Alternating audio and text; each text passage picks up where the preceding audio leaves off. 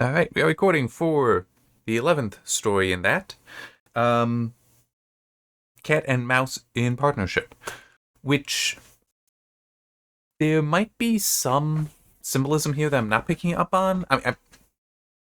I might be a little bit aware of it, but I'm not certain of what it is exactly. But here, let me just read the start of this Grimm's fairy tale. Did occur to me that I only point at the thing. I know it says it very nicely up there, but I should also say. But yeah, so this is how the story starts. A certain cat had made the acquaintance of a mouse, and had said so much to her about the great love and friendship she felt for her, that at length the mouse agreed that they should live and keep house together. It's understandable. Somebody tells you that they love you, that they're your friend, all that, you want to believe them. But it still is. Mouse. Cat.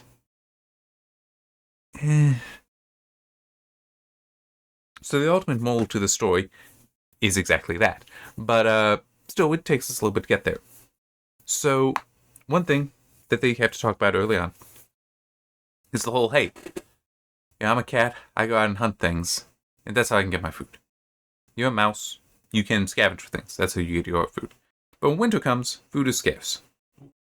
So let's do something to prepare for that, which is let's get a jar of fat. So then we can go and consume that over the winter. That may seem a little odd today.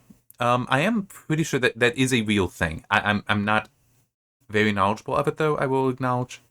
Like how much it would be that, yeah, you would just consume fat, or if it would be that you would consume it on other things, like, or with other things, but they're also animals. But yeah, I mean, it is basically just the whole fat, it was recognized then as necessary in your diet, and is today as well, but obviously, moderation and all that.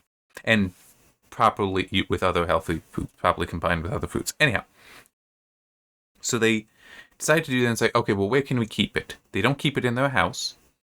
They want to keep it somewhere safe. So the suggestion is, well, let's keep it in a church. No one steals from a church, so they actually hide the jar under the altar.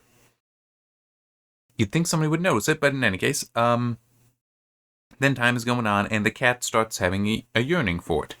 So she lies for a reason to leave the house, to separate from the mouse, goes and first just licks the top off of it, and then spends the rest of the day out so that, it's I was gone all day kind of thing. Comes home and ends up doing this 3 times, all 3 times claiming that, well, I had to go for a christening for the child of a cousin of mine, and so the question, because I've been asked to be the godmother, and coming home the mouse always asks, what's the name of the child? First time it was top off, because lick the top off. Second time, half done, because half finished it. And then third time, all gone. Now, the mouse was suspicious. I mean, not distrusting of the cat, but was like, the heck kind of name is that? Is that like in your family or something? When winter finally comes, though, it's like, all right, well, it's time to go to the jar and get that fat so that, we can survive. So the cat and mouse do go out. And once the mouse sees that the jar is in fact empty, realizes what has happened. And, alas, said the mouse, now I see what has happened. Now it comes to light. You are a true friend. I'm sure that's meant in sarcasm. You have devoured all when you were standing godmother. First top off, then half done, then... Will you hold your tongue, cried the cat. One more word and I will eat you too. All gone was already on the poor mouse's lips. Scarcely had she spoken it before the cat sprang on her, seized her, and swallowed her down. Verily, that is the way of the world. So this seems like a longer version than the toad or frog helping a scorpion across a river. Why did you do, when the scorpion finally stings them in the middle of the stream? Why did you do that? Now we both die. It is in my nature, is the answer from the scorpion. It's kind of like that. I think that's more of an Aesop's fable, though. But it's still that kind of idea that the cat does go out and eat, would just go out and eat the fat like that. But would also then, so it doesn't matter all the things that it said, a cat will kill and eat mice. I think that's for some of it with the killing. It's more that they like play with the mouse, but they play with claws and teeth. So they don't always necessarily mean to kill a mouse, but they do, and yeah, they'll absolutely eat the mouse. Why wouldn't they? Cats are very much carnivores. That's why they will eat you if you die. No, that does happen for anyone that has cats. And think that's not true. No, they will. If you die in your home, they will eat you. That's also part of the reason why I've seen it mentioned, at least heard it mentioned before, that cats technically have not been domesticated. They do live with us, so there is acclimation in both ways, but they are not actually domesticated. Dogs have been. But then also, to be fair, dogs as a species we made. Just one of those fun things. Yes, technically, we domesticated wolves sufficiently for them to start breeding in different ways, as in having different breeds, and that's how we now have dogs. But that's also why some dogs are very, very similar to wolves, because they basically didn't change that much because they didn't need to. Their situation allowed for it. Anyhow, so yeah, I don't know if there's special symbolism for being the cat and the mouse here, beyond just the whole, it's a predator and prey that are together, and the predator is the one that said, no, I love you, don't worry, all that, but then ultimately does eat, because that is the nature of the animal.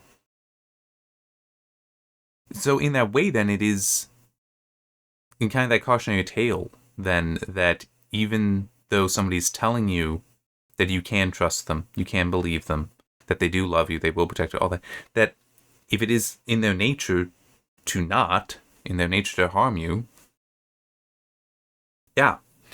So that would be in, like, if it's somebody that you know who is a thief, eventually they will rob from you. Things like that. Just trying to think if there's anything else there. I mean, because nothing else is really coming. It is a kind of straightforward one. There might also be a little bit more as far as. Hey, let me check if it says it's a cat. Yeah.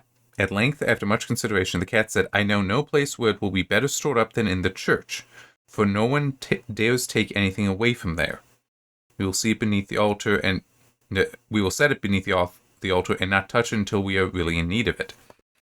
So there would also potentially be the meaning there of the cat not only lies to the mouse later, but is the one who even suggests that the church should be safe, and in theory is speaking sincerely at this point, but is then the one who violates that. And so in a way, it could also be showing, the mouse was always acting in good faith, always true to her word.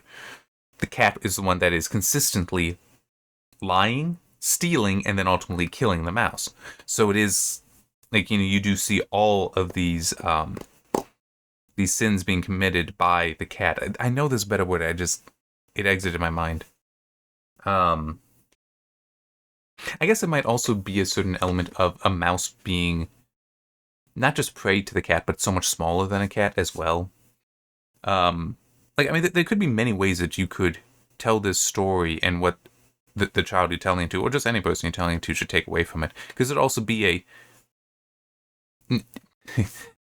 some people might say, yeah, don't be the mouse, be the cat. No, more so, don't let yourself be the mouse, because come up with some way that, situation like that you are more than equal, would be able to protect yourself. Or even just, I don't know how you'd actually keep the cat from going to steal the fat. But yeah, I mean, I don't know. It's like I'm probably for the past couple minutes or so just been talking, because I feel like there should be more to say. I'm just not really thinking of it. Maybe this one is in fact that straightforward. Next one, though, I do not know. The Fox and the Horse, and that's the one where I already saw this image where it's like, what the heck is going on? There's also a lion here. I do not know. Do not know. We'll be finding out, though. Yeah. I liked it. I liked the the cat and mouse in partnership. I did kind of like it. And not just because I don't really like cats. There's that too. But no, I do like it. It does work. It does work. All right. See you next time.